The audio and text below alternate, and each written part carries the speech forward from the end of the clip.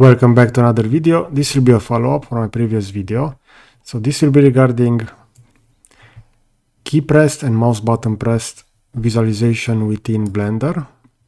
And I received the following comment that the add-on doesn't work for 4.0.2. Now let's take a look at a newer version that will work. I have open over here, this is Blender 3.6.5, and as we can see, this made use of the previous add-on, and we see those over here. Within the newer version, so in 4.0.2, we can make use of Screencast Keys, which will be similar to the previous one. If I will start, and I will start doing various key presses or mouse clicks, we're gonna see how that will be displayed over here. Now, let's take a look at how we can install this.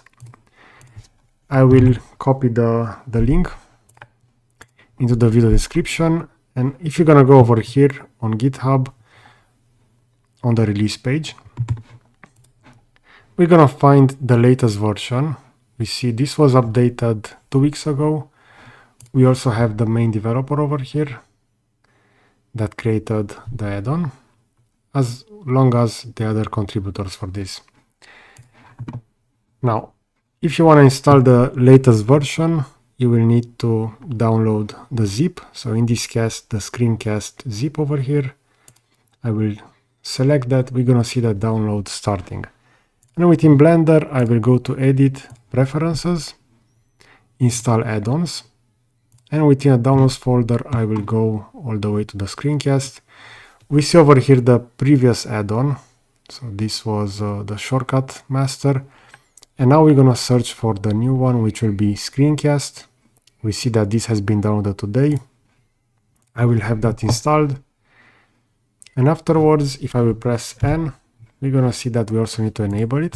So I will search for Screencast Keys. I will enable the add-on over here. And afterwards, we're gonna see that we have to first enable it, and afterwards we're gonna have the add-on working. Now, we still need to address the customization of this. So depending on the position where you wanna have that displayed, you can increase either the font size or other elements. For example, if you want the mouse to be a little bit higher, you can change that. And you can also use the offset in order to better center that visual elements regarding either the key press or the mouse button click.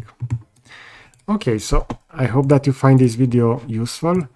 I decided to make this video because my previous video was linking toward another add-on, and as we can see, that will no longer work with the newer version of Blender. So I hope you find this video useful. If so, let me know in the comment section below. So that's it. Thanks for watching.